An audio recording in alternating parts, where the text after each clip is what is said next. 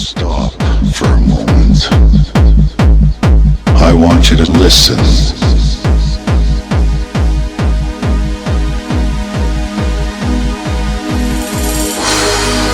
Listen to the fat bass that will send the blood coursing through your veins. It'll show you you're alive, alive, alive.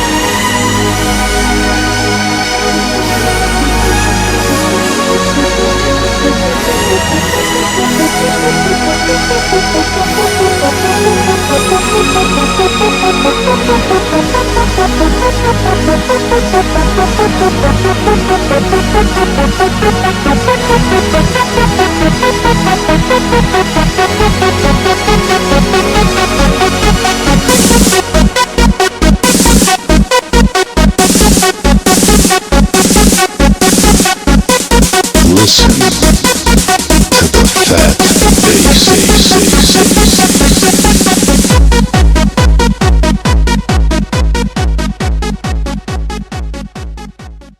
But first, new at 11. Do you know where your kids are? It's about 11 o'clock. Well, we found a lot of Bay Area kids partying the night away at raves.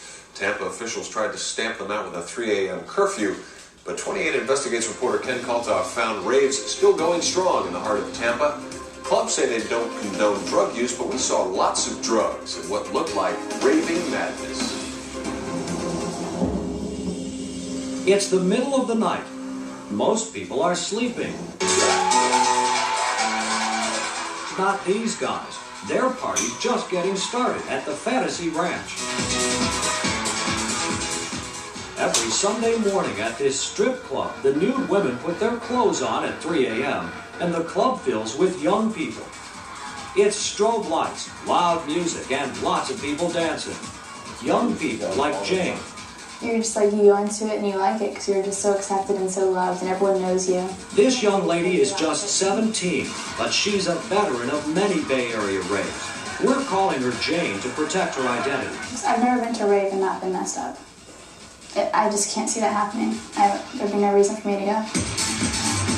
Jane has not been to the Fantasy Ranch because she's confined in drug rehabilitation, but she's heard this rave is the biggest one yet.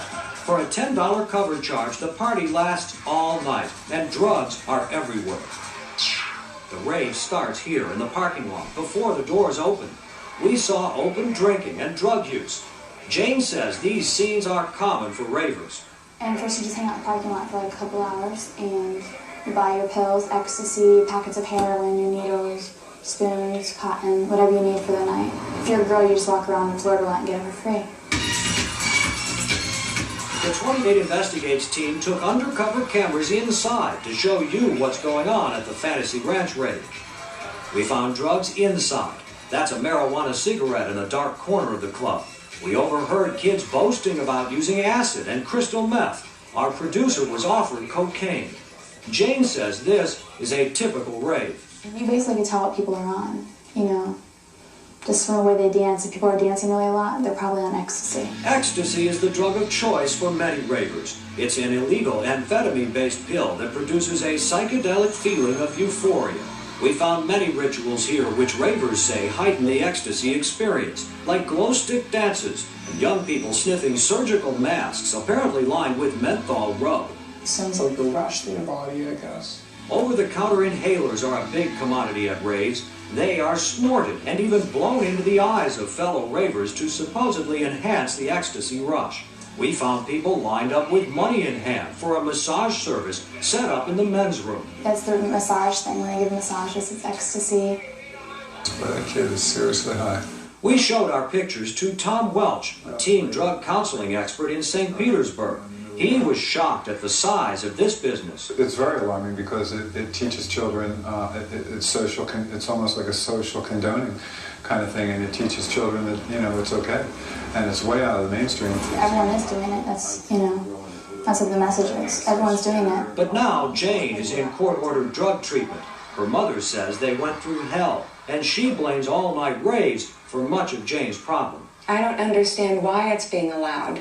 I have no idea how someone in legal authority can permit this to happen. Meanwhile, back at the Fantasy Ranch, the sun is coming up, but the party is still going strong.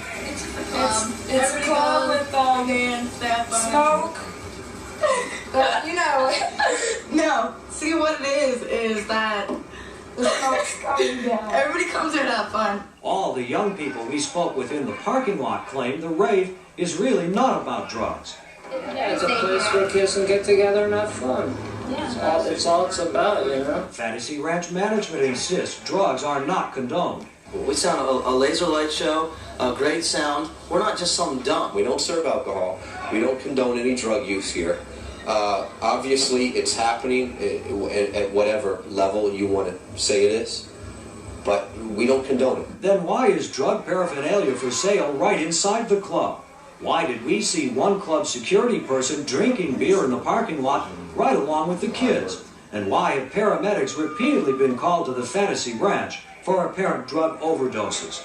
This 911 call came the night we were there. What's the address, the emergency? 4811 West Cypress. What's the problem? Somebody passed out in the middle of the club.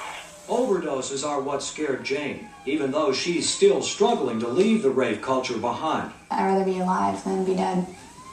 And it would have happened? Definitely. I OD'd like 3 times.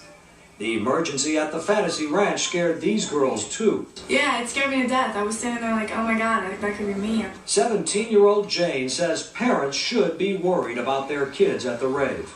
Definitely. Yeah, definitely. I mean, look at him, you know? I'm definitely worried about him. This mother says the business people who stage raves should feel responsible. I believe that they're predators, that they're there for the money, that they have no conscience, and either they're aware or they don't care of how it affects our children.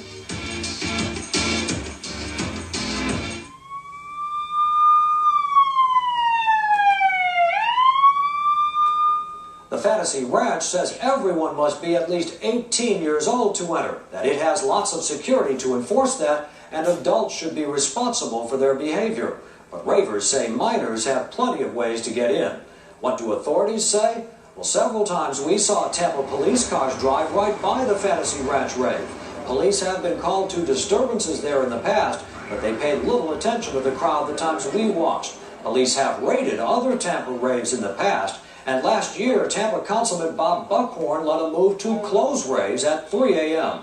We showed him some of what we found now. I mean, clearly that is a willful attempt to circumvent the laws that we passed. I mean, it's wrong. Those people have sold their souls for the $10,000 that they're going to make.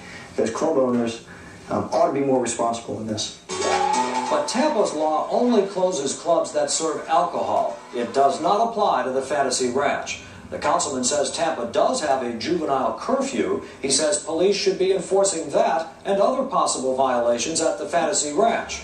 Deputy Police Chief Ken Taylor would only say he's aware of the place and that there is an ongoing criminal investigation. We're not sure what that's all about, but we do know police are investigating the death of 19-year-old Christopher Mirsky. His body was found floating in Tampa Bay last Sunday. He is said to have been heavily involved in drug use, and he was a well-known visitor at the Fantasy Ranch. The Fantasy Ranch is not the only rave we found. Mirsky was also well known at a second rave we visited. On the other side of the bay, a place called Moongate is tucked behind an adult bookstore beside the dog track on Gandhi Boulevard near St. Petersburg.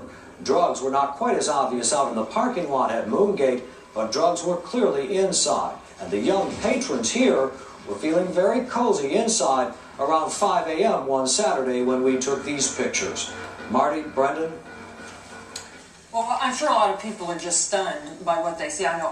I'm surprised. I'm sure there are some people out there who aren't really surprised at this. But what can parents do? It's pretty amazing stuff, and it's got to be frightening It's to a legal. parent. I mean, it just goes on. It's just, that's incredible. Well, you got to ask your kids a lot of questions. You can't just believe everything that you're being told. A lot of these kids have told us that one would tell their parents that they're going to someone else's house. The other would say they're going to that person's house and they're really going to the rave. So if they're telling you that, you might want to ask a couple of extra questions. Also watch for some of those drastic changes that might be indicative of drug use. A lot of changes in behavior, grades, friends, activities. These things might signal trouble. Maybe you need to get some help if you're seeing that. Yeah, it's amazing. I mean, we've all gone to parties, especially when we were younger, but this is so out in the open. We were all young once, but this...